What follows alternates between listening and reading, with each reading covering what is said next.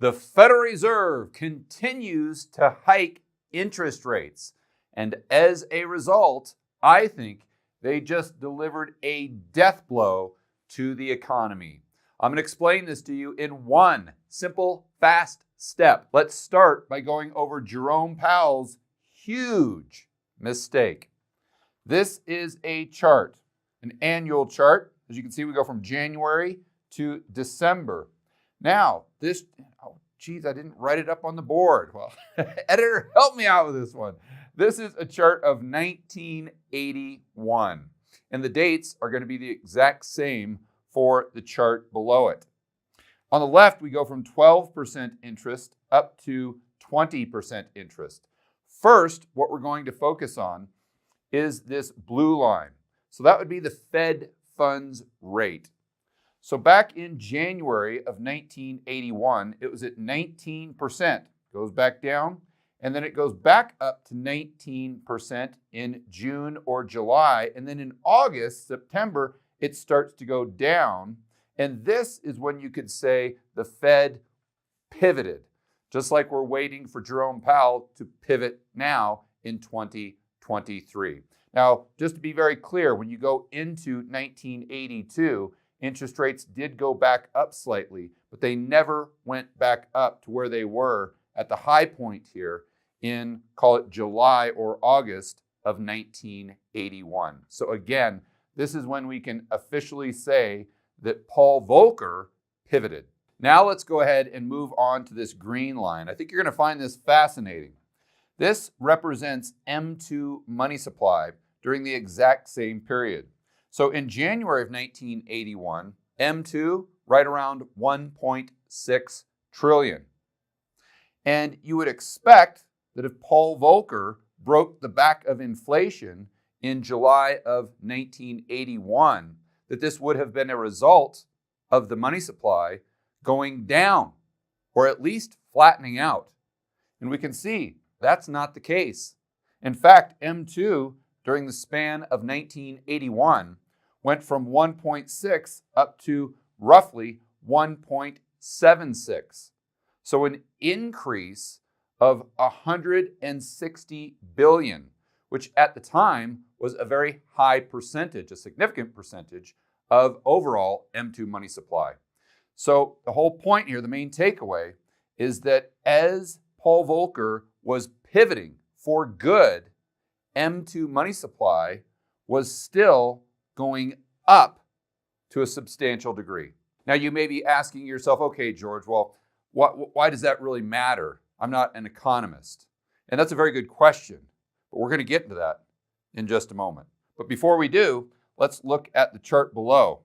And this is the same time period, 1981, but it represents not mom CPI, but it represents month over month CPI, not to be confused with your mom. So in 1981, January, the CPI was about 0.8%. What I want to point out is right around August, September, when Paul Volcker pivoted for good, there was a massive drop of month over month CPI from roughly 0.9% all the way down to, call it, 0.2%. And then there were some fluctuations going into 1982, but it stayed at this lower baseline. Before we move on to more recent data in 2022 and 2023 that shows this huge mistake that Jerome Powell is making, which I think will lead to a death blow for the U.S. economy, I want to emphasize that as a result of Paul Volcker's actions in 1981, the U.S. went into a massive recession. So just to review, before we go on to the more recent data, Paul Volcker jacked rates, we know, but M2 money supply was still going up, and he pivoted roughly the same time when CPI plummeted. And let's remember, there's a lag effect with the Federal Reserve raising interest rates, meaning if the Fed raises interest rates, the economy most likely feels the impact of those interest rate hikes 6 or 9 months into the future.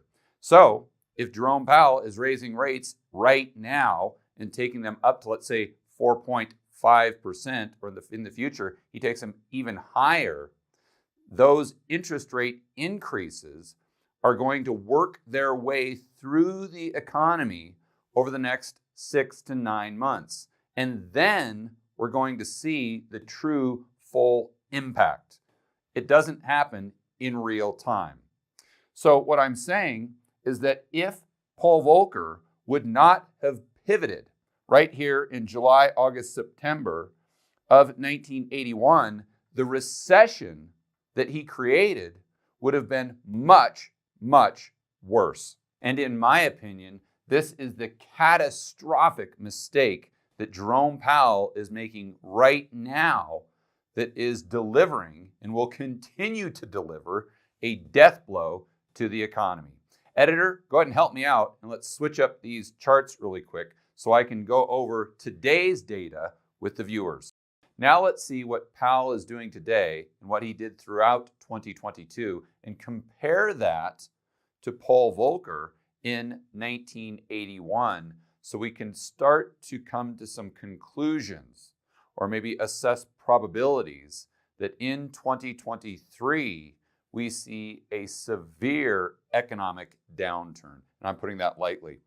So we're using the same charts, the same data points. We go January through December, but this time I remembered to put the year 2022. And on the left, we go from 0% up to 5%. So we'll start with Fed funds. And this is fresh in everyone's memory, I'm sure. So in April, they started to raise rates, and then Jerome Powell raised rates at the fastest pace we have ever seen. So from April to December of 2022, interest rates basically go from, let's say, 0.25 basis points, something like that, all the way up to 4.25%. And I know a lot of you right about now are saying, well, George, it's still only 4.25%. And historically, I mean, that's even on the low side of average. And you've got a great point. But what you have to realize is the rate of change is incredibly important. My good buddy Adam Taggart has a good analogy for this. He says, if you drink a gallon of water over the span of a week, well, that's actually good for you. But if you drink that gallon of water within the span of a minute, it'll basically kill you.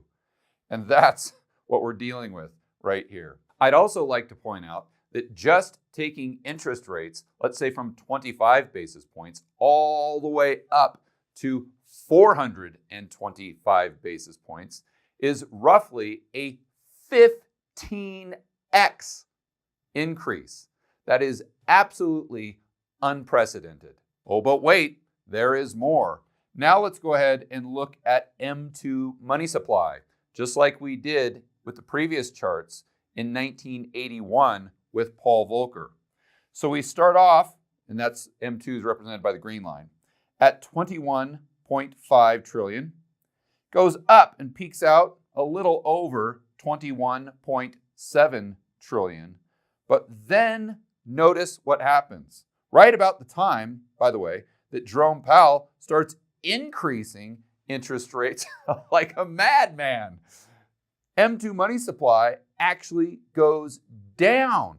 It plummets from 21.7 trillion all the way down to 21.2 trillion. And if we look at the charts, we can see that M1 money supply is also declining. So as you guys know, just by using some good old-fashioned common sense, the number of currency units that are outstanding chasing goods and services has a significant impact on the CPI. Let's go ahead and think this through. During Paul Volcker's time, he pivoted around the middle of 1981, and the CPI came all the way down to a level that stayed very, very low into 1982. And then, as we all know, throughout the rest of the 1980s and 1990s, you guys know how this played out. We went into a decade, in fact, decades-long time frame of disinflation. But while Paul Volcker was doing that in 1981, M2 money supply was not going down. It was not flatlining. It was actually going up. So what is the impact going to be when Jerome Powell is raising rates at an unprecedented pace while M2 money supply is actually going down? But unfortunately, we've just begun to scratch the surface. Let's go ahead and look at that chart of month over month, or MOM, CPI.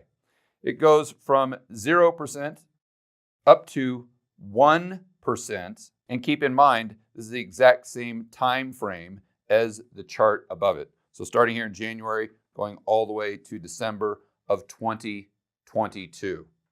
So the CPI in January, 0.6, and then we go up to a peak at 1.3%. And again, this is just month over month.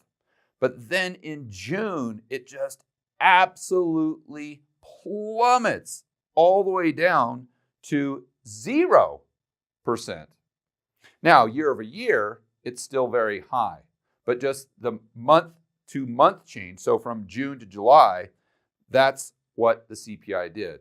Or maybe said a better way, in the month of July, prices did not increase at all, whereas in the month of June, they increased by 1.3%. So the next question becomes, what happened after we saw the CPI absolutely tank? Well, it went up slightly back to 0.4% of an increase in the months of, looks like September, October. But then in November, it went all the way down. And then in December, it went down to a negative 0.1. So my main point here is, if we were to take the last 6 months of the month-over-month CPI readings and move them forward, assume that the next 6 months going into 2023 will look similar, the CPI will have gone from, let's say, 9% all the way down to roughly 2.5%. And keep in mind, there's a huge lag effect to Jerome Powell's interest rate hikes. Let's go ahead and review quickly to make sure we're all on the same page. In 1981, when the CPI crashed down, right around that time frame, Paul Volcker pivoted. And we also have to remember that M2 money supply was going up. So if anything, this gave a tailwind to the CPI, which I'd like to remind you stayed at a low level, a relatively low level, going into 1982 and then throughout the 1980s. So I think it's safe to assume that if Paul Volcker would have continued to raise rates higher and higher and higher and higher instead of pivoting when he did, the impact on the U.S. economy would have been far greater, to the point where instead of going into a severe economic recession, it may have been an economic depression. So now in 2022, what has Jerome Powell done in the face of declining money supply, which should put downward pressure on CPI, and considering the fact that CPI has gone from 1.3% all the way down to 0%, and in December, it's at -1. Well, despite all of this economic data, he continues to raise rates higher and higher and higher. If he would have been Paul Volcker, he would have pivoted way back in June of 2022. And I'd like to remind you that we have yet to see the full impact of these interest rate hikes. And unfortunately, I think throughout the rest of 2023 and into 2024, we are going to see the economic devastation created by these excessive rate hikes. For more content that'll help you build wealth and thrive in a world of out-of-control central banks and big governments, check out this playlist right here. I will see you on the next video.